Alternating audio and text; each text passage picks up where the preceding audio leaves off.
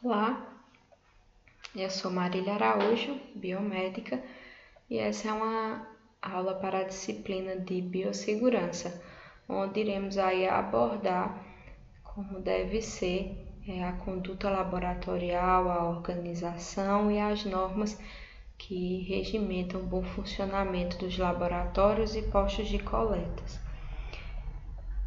Dentro da nossa área das análises clínicas, quem regulamenta aí o funcionamento, dos laboratórios clínicos e seus postos de coleta é a RDC 302, de 13 de outubro de 2005. A RDC é uma resolução de diretoria colegiada, onde alguns profissionais de nossa área, da área de saúde, alguns também aí com experiência em setores administrativos, se juntam para criar as normas com base científica para que possamos ter aí um bom funcionamento satisfatório, com excelência e o máximo de qualidade no diagnóstico e também no cuidado com a vida, no cuidado tanto do profissional quanto do paciente que vai se expor nesse ambiente, que tem aí vários tipos de risco para a saúde, Então, a resolução de diretoria colegiada, ou seja, as resoluções são atos normativos, atos jurídicos que servem para criar as normas, explicando assim como deve ser essa conduta, como deve ser, e também disciplinar, serve para explicar como deve ser nossa conduta profissional, como deve ser para que se tenha da entrada em documentação, os profissionais com registro em conselho.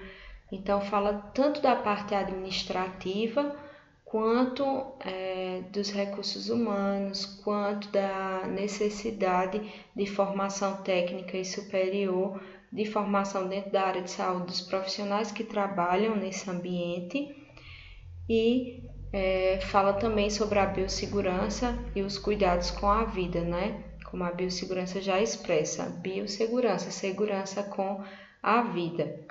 Então, iremos entender um pouco aí do que se trata e qual a ligação com a biossegurança.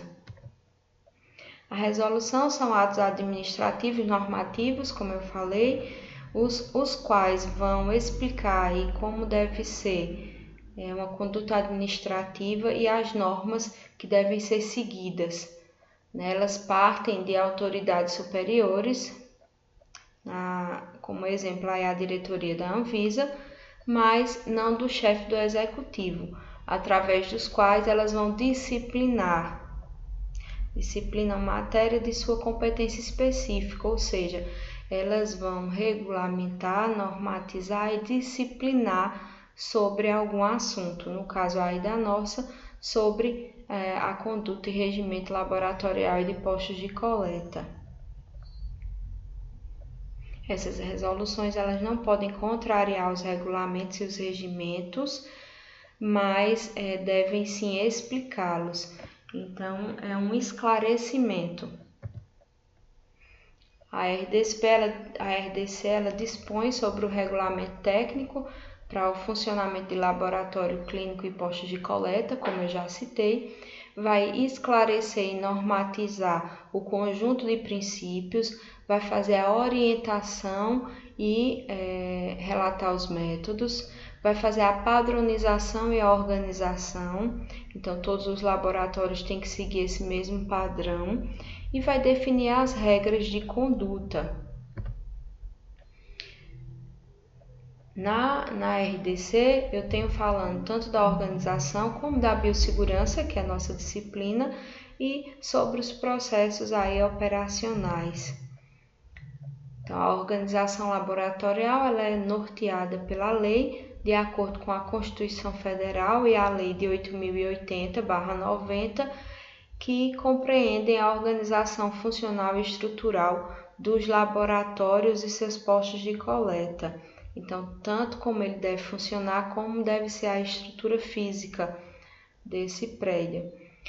Os laboratórios clínicos e postos de coleta laboratorial devem se manter atualizados e disponibilizar a todos os seus funcionários instruções por escrita de biossegurança contidas aí e protegidas por lei através da RDC 302. Seria o ideal que todo profissional, mesmo passando pela formação, na área de saúde e mesmo já tendo tido a disciplina de biossegurança, seria o ideal eles passarem por uma reciclagem, quando entrassem em uma nova empresa, que essa empresa prestasse aí um treinamento, um esclarecimento, relembrasse esse profissional sobre as normas e as condutas que ele obrigatoriamente deve seguir, para proteger tanto sua vida como a vida do próximo.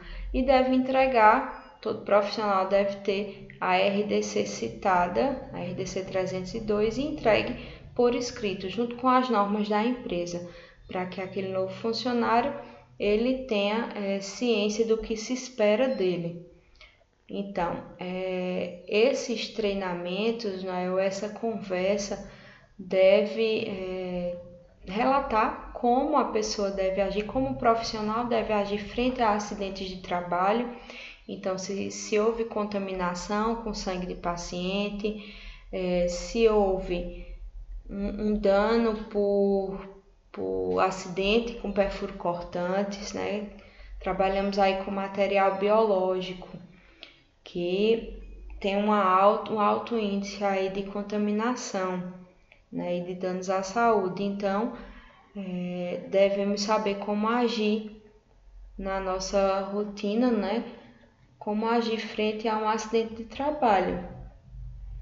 Tudo isso está descrito na RDC, isso deve ser registrado em livro, de acidente de trabalho, deve ser relatado como aconteceu e deve ser expressa aí a conduta que foi tomada. Esse profissional, ele tem que passar por um médico, passar por um psicólogo, ele tem que, quando necessário, fazer aí os tratamentos para que possa minimizar ou neutralizar o risco aí de qualquer contaminação. Instruções escritas de biossegurança, como eu já falei, e instruções escritas das normas de funcionamento, assim também como ele deve estar ciente onde se encontram os POPs, ou seja, os procedimentos operacionais padrões daquela empresa. Então, existem algumas formas de se fazer o mesmo exame e formas assim legais que não alteram de forma alguma, formas com bases científicas, métodos, me perdoem, na verdade a palavra certa é essa. Existem métodos diferentes para se realizar o mesmo exame e existem métodos que são precisos, confiáveis, que têm fundo científico, mas que são feitos de formas diferentes para se realizar o mesmo exame.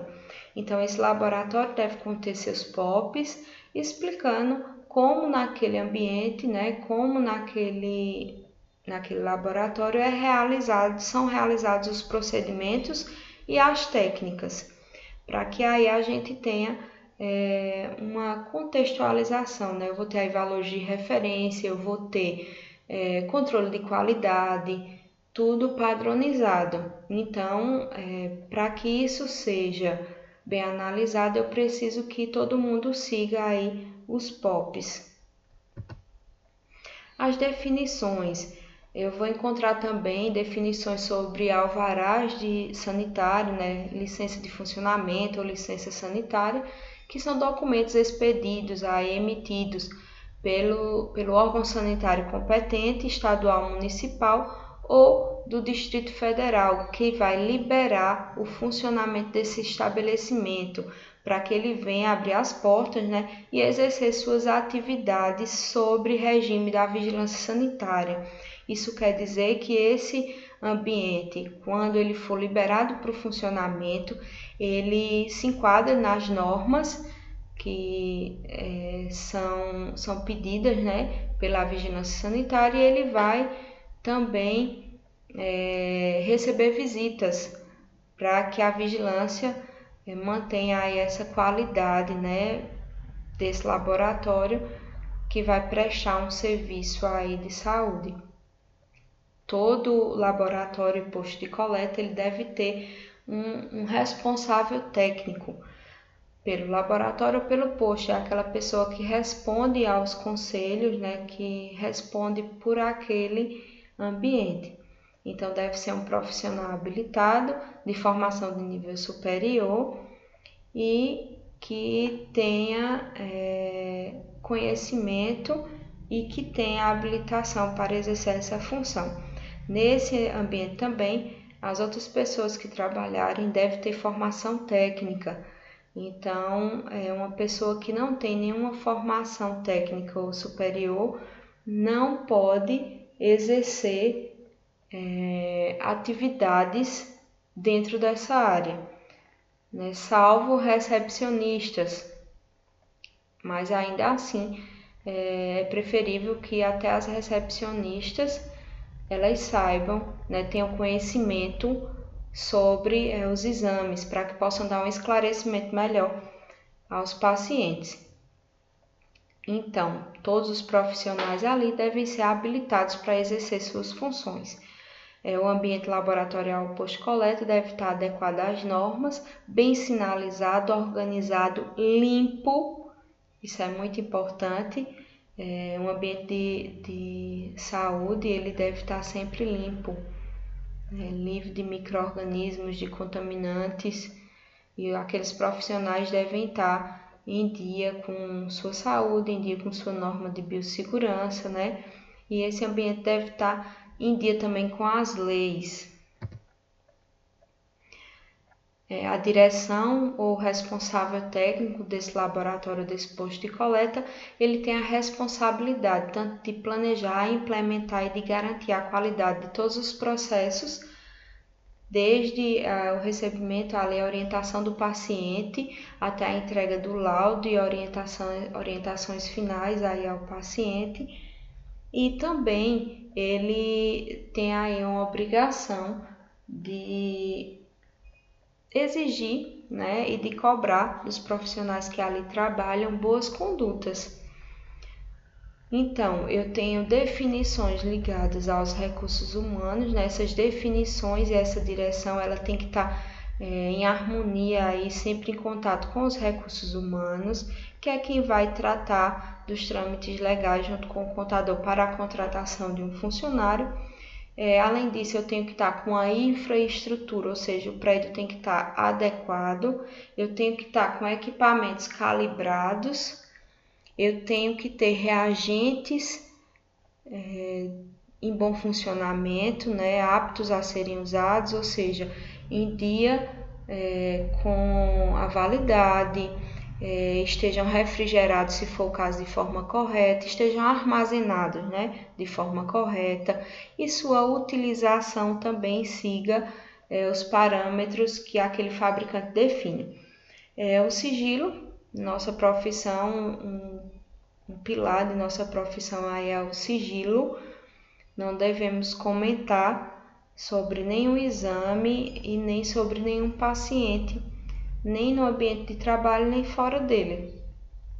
Ali estamos para fazer um atendimento, né, para cuidar da saúde das pessoas e para realizar nosso trabalho de forma consciente, de forma digna e com muito respeito ao próximo. Então, sigilo é essencial em nossa profissão. Não se fala, nem deve se olhar, nem se falar resultado de exame de paciente. Isso é entre o paciente e o médico dele, a não ser que ele peça esclarecimentos aí ao profissional do nível superior que se encontra nesse local sobre aquele exame. Descarte de resíduos e rejeitos deve ser feito de forma adequada, geralmente é feito por empresa terceirizada, especialista nesse setor. deve ser feita uma limpeza, desinfecção e esterilização.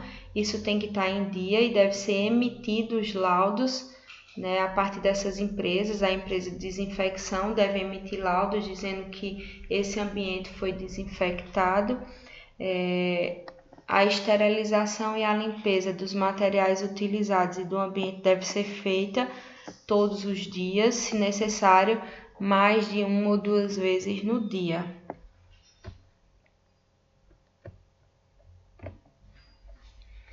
Controle de qualidade são técnicas, né, e atividades operacionais utilizadas para a gente monitorar o cumprimento dos requisitos da qualidade especificados. O que eu quero dizer com isso? Se aquele método empregado para se realizar determinado exame está dentro dos padrões pedidos pelos fabricantes, pela Anvisa, né? Se tem aí normas da PNCQ seguida, da Sociedade de Patologia Clínica, enfim, eu tenho que estar em dia com tudo que tiver envolvido nesses exames, para que eles sejam o mais fiéis possíveis ao meu paciente, né? Então, o mais fiel possível àquela amostra. Então, ele tem que expressar realmente a amostra do paciente. O que eu quero dizer com isso? Não pode haver interferências. Essas interferências, elas podem haver e causar erros quando aparelhos não estão calibrados, quando eu tenho contaminação através de micro-organismos, porque não foi feita uma desinfecção e uma esterilização correta. Eu posso ter aí por mal conduta profissional, onde profissionais podem contaminar a amostra por não seguir as normas. Pode ser também do próprio ambiente que possa haver contaminação. Até o próprio paciente pode contaminar a sua amostra porque ele não foi esclarecido sobre o preparo dessa amostra, sobre como deveria ser todos os passos para se realizar as coletas, as quais eles realizam em casa. Então, a gente tem que ter em mente que nós estudamos e nos preparamos para isso. Então, nós sabemos, né, como deve ser o preparo desses exames. Porém, os nossos pacientes, a grande maioria não vai ser da área de saúde, não vai ter conhecimento sobre essas questões. Então, é nossa obrigação entregar por escrito e relatar de forma verbal, ou seja, conversar com o paciente e explicar da melhor forma possível, numa linguagem clara, para que ele venha a entender como deve ser esse exame, né, como é realizada a coleta desse exame e todos os passos que ele deve seguir, para ficar bem claro e ele consiga realizar de forma correta, porque senão eu também terei alterações e terei aí déficits nesse controle de qualidade. Então, a calibração, eu tenho sistemas, né, para medir e para averiguar se os aparelhos realmente estão dentro dos padrões, se realmente estão funcionando, né, de forma correta. Então, isso deve ser feito rotineiramente. A desinfecção desses lugares, que eu posso usar processos físicos ou químicos, ou utilizar os dois, que vão aí destruir ou inativar a maioria dos micro-organismos, os quais podem ser patogênicos, ou seja, entrar em contato com o ser humano e causar algum dano, né? Ou que possam vir a contaminar essas amostras, como é o caso aí de micro-organismos, né? A desinfecção, ele é um processo, vamos dizer assim, de limpeza, que ele não é total, não é uma limpeza total, vai ficar sempre algum resquício. E eu posso ter aí bactérias que resistam, esporos que resistam a essa limpeza. Já o processo de esterilização, eu vou ter aí uma destruição completa de toda forma de vida microbiana, tanto de bactérias como de fungos e suas formas vegetativas e esporuladas, também de vírus. Então, a diferença entre desinfecção e esterilização é que a desinfecção não é um processo completo, né? Eu não vou ter aí a eliminação de todo tipo de micro-organismo, de todo tipo de patógeno. Já na esterilização, eu vou conseguir essa eliminação completa. Então, Algumas vezes teremos que usar a desinfecção, outras a esterilização. Normas gerais, simples e gerais, básicas, que devem ser seguidas dentro do ambiente laboratorial. É proibido fumar, tanto paciente quanto profissional. É proibido crianças circulando em ambiente de área restrita, animais, a menos que seja um laboratório, um laboratório PET para animais, plantas, não é permitido, nem artificiais, nem naturais. Música, porque a música vai distrair o profissional nesse ambiente de trabalho e eu posso estar mais susceptível a erros. Alimentos, não é permitido nem conduzir alimentos, nem guardar alimentos, nem consumi-los dentro desse ambiente laboratorial. Ventiladores não é permitido, utilizamos ar-condicionado. Câmeras fotográficas de qualquer natureza no horário de funcionamento também é uma distração.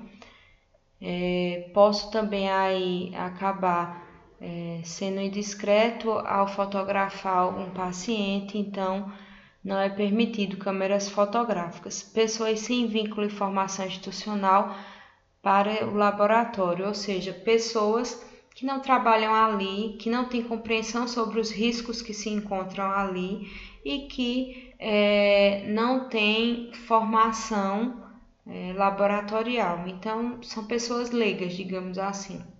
Não podem estar circulando nas áreas restritas.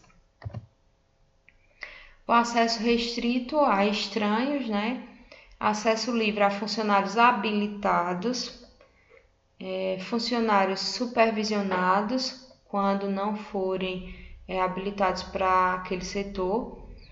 Acesso autorizado mediante a prévia autorização e devidamente acompanhado a estagiários e a visitas, que devem ser feitas fora do horário de funcionamento, ou antes ou depois, para não atrapalhar a rotina e não constranger os pacientes.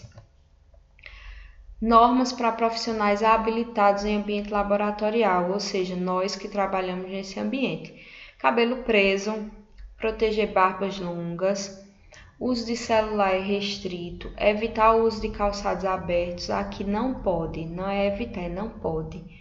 Uso de calçados abertos. Deve utilizar calça comprida que chegue até no sapato, para que não tenha exposição de pele, para evitar aí riscos de contaminação. O ideal é que seja branca a roupa, a vestimenta, porque se a gente acabar respingando ou se contaminando, ou contaminando essa roupa, a gente consegue visualizar de forma mais rápida e consegue resolver a situação. Manter unhas cortadas e claras, pelo mesmo motivo, unhas grandes vão dificultar o nosso manuseio, tanto de aparelhos, como de pipetas, como de tubos, enfim.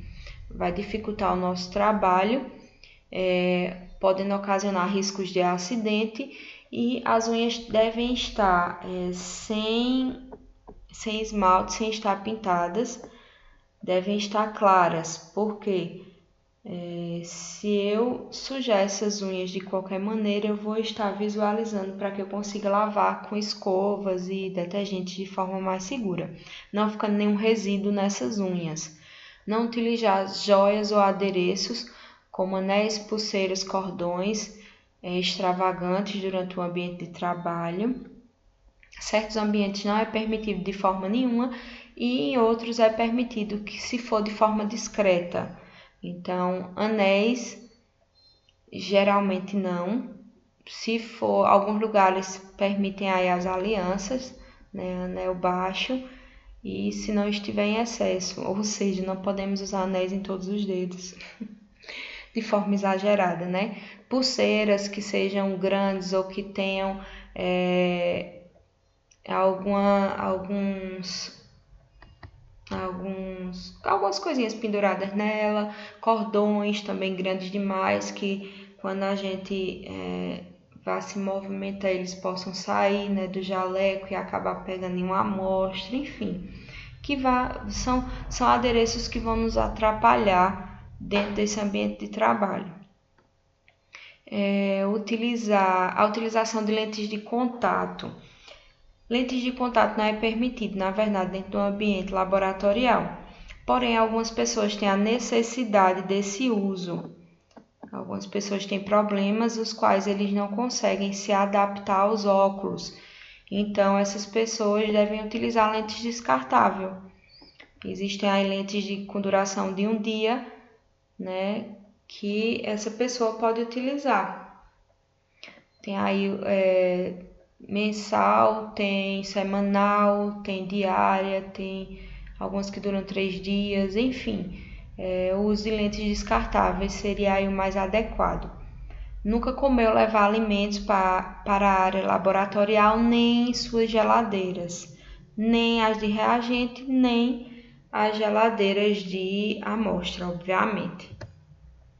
Sinalização. Devemos ter todo o ambiente bem sinalizado para que qualquer pessoa que entre ali, ela consiga entender os riscos que tem em cada ambiente, né, em cada setor que faça parte desse laboratório, desse posto de coleta, tanto para profissionais como para o público. Então, o mobiliário deve estar bem sinalizado, dizendo o que contém dentro daquelas portas, por exemplo.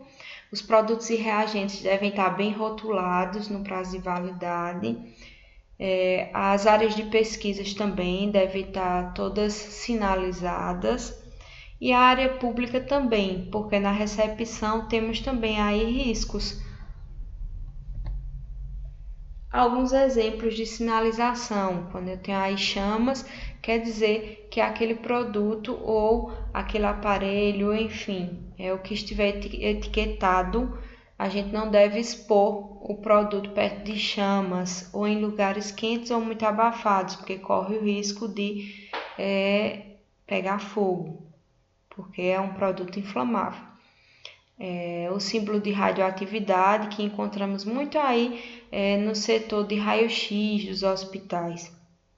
Eu posso encontrar também alguns produtos. São produtos perigosos que em contato com a pele, né, ao manuseá-los ou a ser exposto a eles, eles podem causar danos. Então, deve-se usar, as paredes desse ambiente devem ser de chumbo, revestidas de chumbo, para evitar que isso passe para o resto do ambiente. Então, no caso, a sala onde acontece o manuseio disso deve ser todas as paredes em chumbo. As pessoas que estiverem sendo expostas devem usar aventais de chumbo, devem usar também protetores de tireoide, devem utilizar todos os cuidados necessários e não se expor de forma desnecessária a esse ambiente. Líquidos corrosivos. Esse terceiro símbolo está presente em frascos de ácidos, para a gente ter cuidado com o manuseio com respingos, tanto em tecido como nas mucosas. Esse raiozinho é possibilidade de choque elétrico, né? Geralmente nos painéis de eletricidade vão conter ele. Então ali eu tenho um perigo, né, de exposição elétrica, de exposição de choque. Nosso símbolo mais conhecido, que é o símbolo de risco biológico, no nosso lixo biológico, lixeiro para descarte de lixo biológico vai ter esse símbolo, e para todos os lugares que tem algum risco de contaminação biológica também terá. Quais seriam esses riscos, né? O que poderia ocasionar isso? Nós lidamos com amostras de pacientes, então toda amostra ela tem um risco, né? Eu tenho um risco de contaminação em toda a amostra, que podem levar tanto contaminação para o profissional, como para outro paciente, como para o ambiente. Risco de explosivos, que representa o risco de material que pode se projetar causando uma explosão, né? Tem que se ter um cuidado minucioso no transporte e no manuseio. A caveirinha, que é uma substância venenosa ou um alerta, né, para algum produto que pode levar a um dano muito sério ou até a morte dessa pessoa que ingerir ou que inalar ou que entrar em contato. Aqui eu tenho o uso obrigatório de luvas. No nosso caso, a gente é obrigatório estar a todo tempo, né? Em todo processo que a gente for realizar, a gente tem que estar de luva. Esse segundo é que a gente deve lavar as mãos, necessidade de lavar as mãos durante esse experimento, e o kitzinho de primeiros socorros. Então, biossegurança, como eu falei no começo, são normas, né, condutas, medidas para que possamos aí prevenir, ou seja, não acontecer, minimizar, diminuir os riscos, né, ou eliminar completamente os riscos inerentes às atividades de pesquisa, produção, desenvolvimento tecnológico e prestação de serviços frente à exposição a agentes de risco, não só em nossa profissão, mas em qualquer outra que a vida dessa pessoa possa estar correndo risco.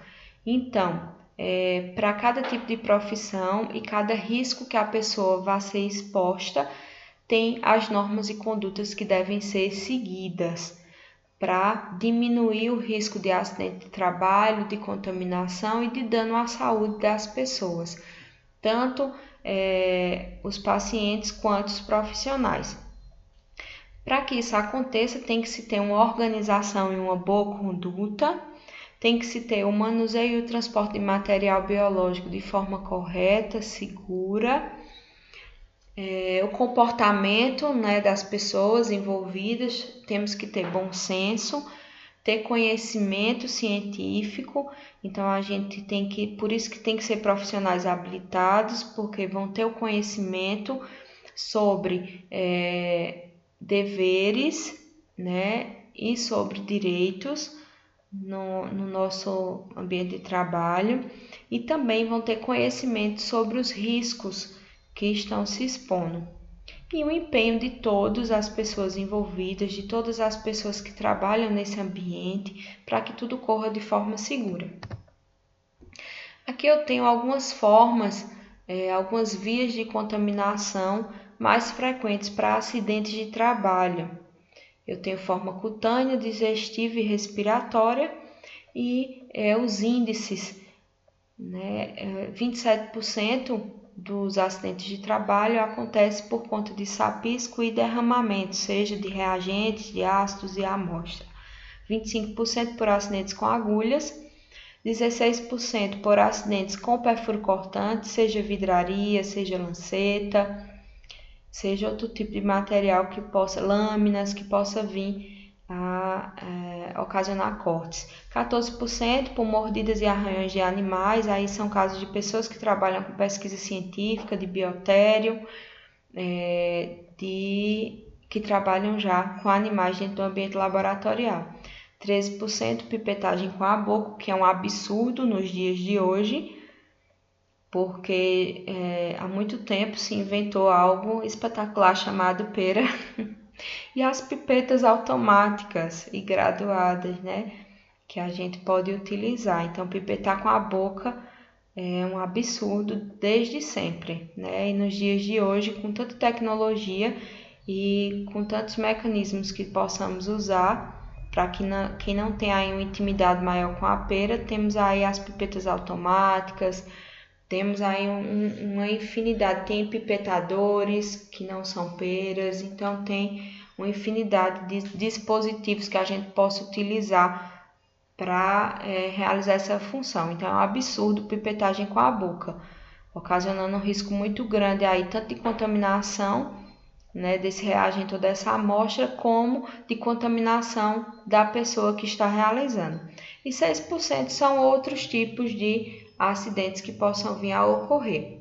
Então, de forma cutânea, é aquele que o acidente vai acontecer através de contato com a pele, digestiva, né, engolindo no caso, ou pegando na mucosa oral, respiratória quando é inalado.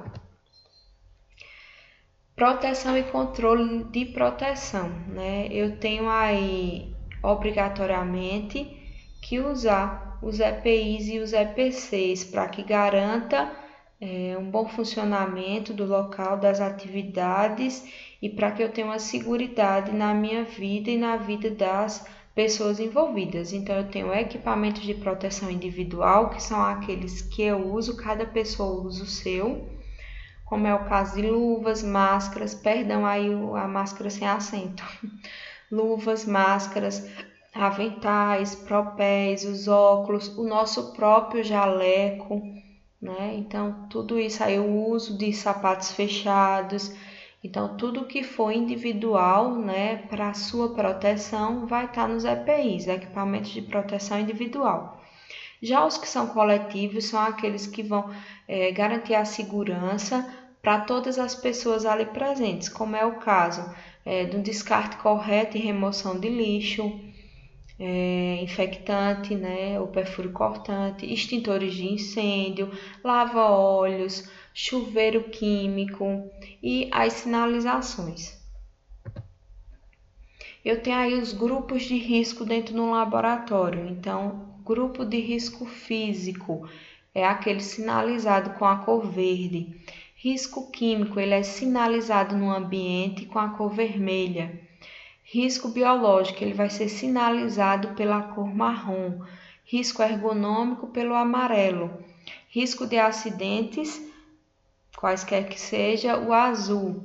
E riscos de acidentes ambientais, ainda tenho esse tipo. Então, eu terei um ambiente sinalizado, vamos ver as imagens mais na frente, indicado por cor. Às vezes são círculos, às vezes são quadrados, triângulos, enfim, vai estar sinalizado. E de acordo com o tamanho, né, dessa representação, tipo se for círculo, um círculo pequeno, vai ter um risco pequeno, um círculo maior, um risco médio, um círculo grande, um risco grande de ter algum acidente desse tipo ali.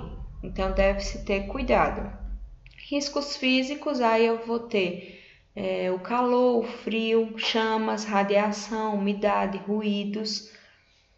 Risco químico, eu vou ter contaminantes do ar, como cigarros, gases e aerosóis, substâncias e tóxicas, aí também, me perdoem pelo acento, explosivos, irritantes, oxidantes, substâncias corrosivas, inflamáveis ou até cancerígenas. Alguns dos produtos que utilizamos, né, para realizar os exames, eles são cancerígenos, então, por isso, cuidado nessa exposição. Risco biológico, no caso aí eu tenho micro-organismos, amostras humanas e o próprio contato com outra pessoa. Riscos ambientais, eu tenho produtos, amostras biológicas ou qualquer mecanismo que possa ter um descarte indevido ou que possa aí causar danos ao meio ambiente. Risco ergonômico são aqueles riscos onde eu tenho riscos na execução de tarefas, como postura, repetições, tendinite, né, que foram ocasionadas, ou seja, lesões que foram ocasionadas no ambiente de trabalho, por desempenharmos nossas tarefas de forma repetitiva, como é o caso de pipetagem excessiva, né, que a gente pipeta lá com o polegar, né, e acaba realizando esse movimento repetidas vezes. Temos também o pulso, quando, por exemplo, estamos lá dissolvendo um meio de cultivo. Enfim, tem uma infinidade aí de formas, né? Algumas pessoas desenvolvem bursite, tendinites e daí por diante, problemas de coluna, problemas na postura quando ficamos ao microscópio, uma infinidade. Por isso que existem aí os alongamentos dentro do ambiente de trabalho, né? Que geralmente são os fisioterapeutas que fazem, que para evitar esse tipo de dano. Classificações de risco biológico. De acordo com o perigo, digamos assim, desse risco biológico, eu terei classes para ele. Então, classe 1, ele dificilmente vai ser patogênico, ou seja, dificilmente vai infectar homens e animais ou plantas, né? Geralmente pode ser algo que faça parte da microbiota, Classe 2 vai ter um risco moderado individual e para a comunidade, ou seja, para as outras pessoas.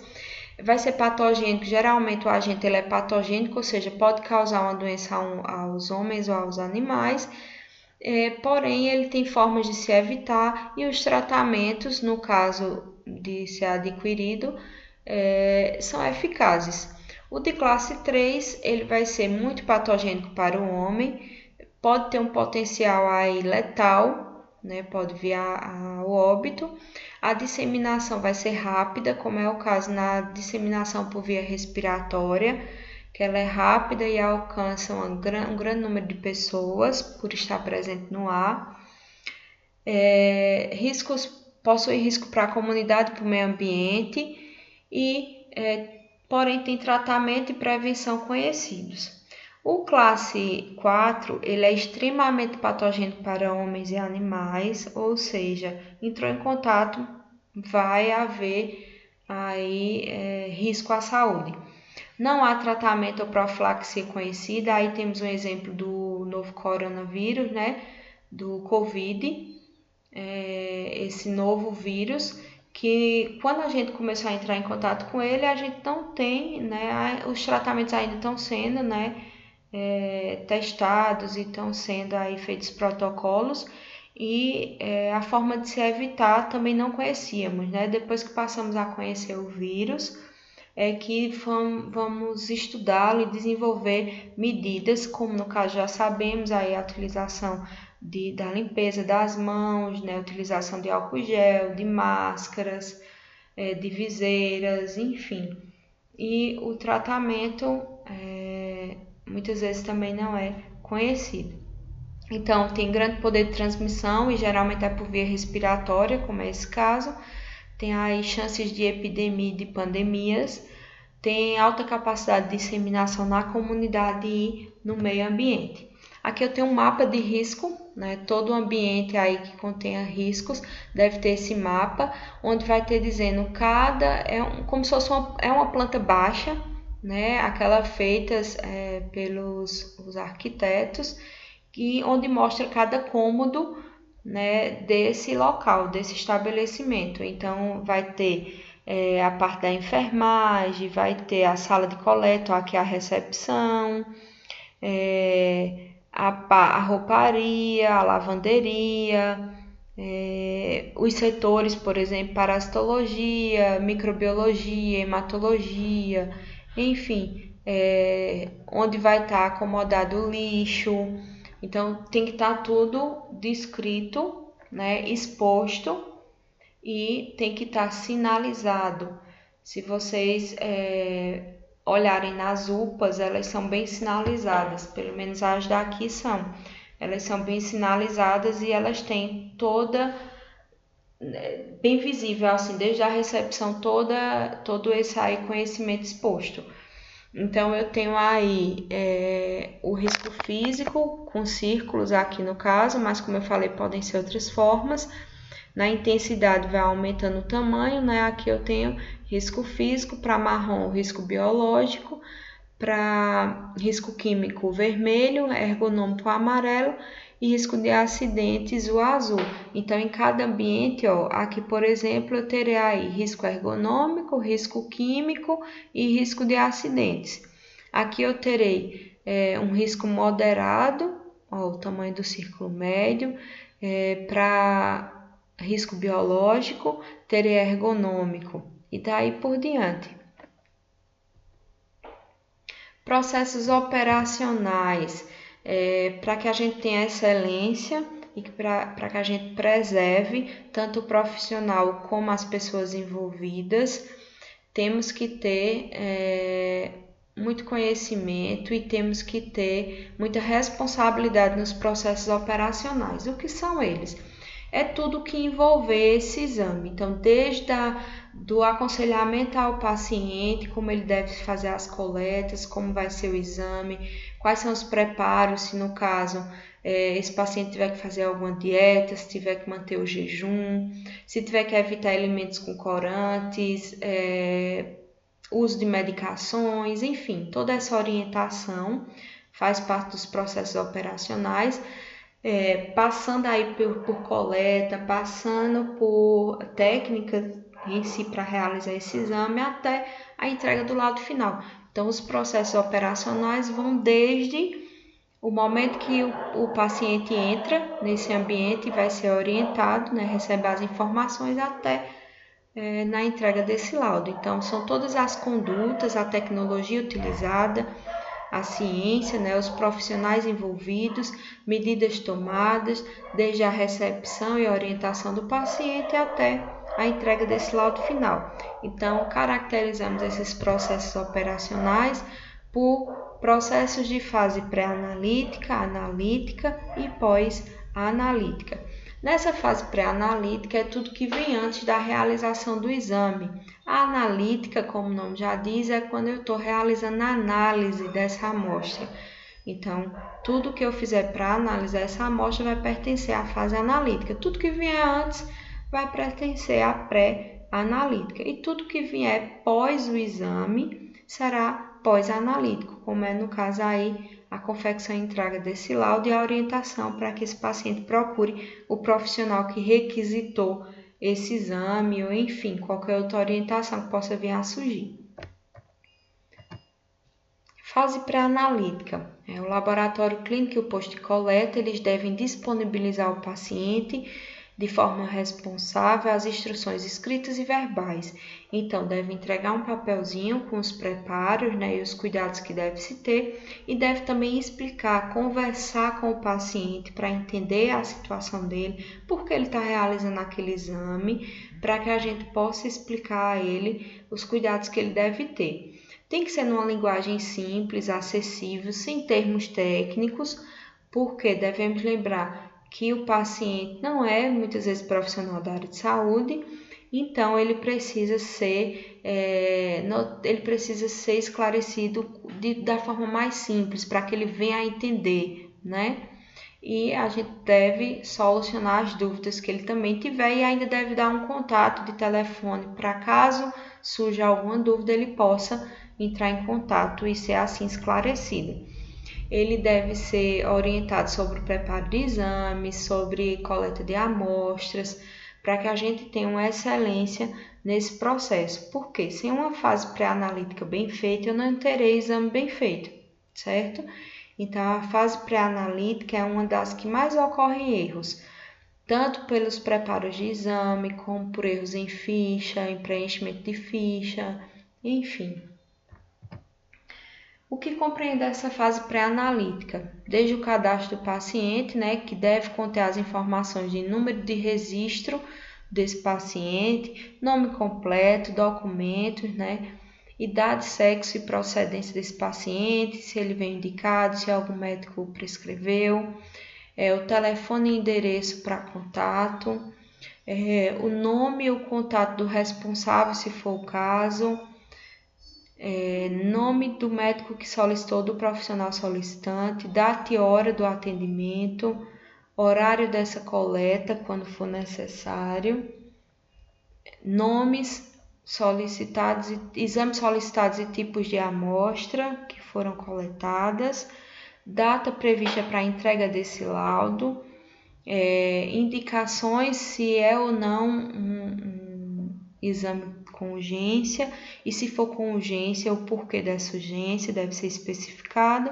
e deve ter as informações adicionais, né, cabíveis para cada exame. Então, cada exame eu vou ter perguntas, eu vou ter esclarecimentos diferentes, medicação, ciclo menstrual, data da última menstruação, presença de algum sintoma, de dores, de corrimento, no caso de secreção vaginal, presença aí se a pessoa tem conhecimento se tem diabetes, hipertensão, né? São algumas observações que a gente deve fazer e deve conversar com o paciente e perguntar por que ele está realizando esse exame, se é de rotina, se foi solicitação, se é para descartar algum prognóstico, enfim, né? Se é para descartar alguma hipótese de diagnóstico, se é para acompanhar um tratamento, então a gente deve entender todas as questões. A fase analítica são as técnicas utilizadas, né, para a realização desse diagnóstico. ou seja, tudo que envolver a análise dessa amostra. Na fase pós-analítica, são as medidas tomadas após a confecção desse laudo, com as correções e a entrega do laudo, orientações e esclarecimento ao paciente e o encaminhamento ao profissional solicitante. Eu desejo um bom estudo a todos. Muito obrigada.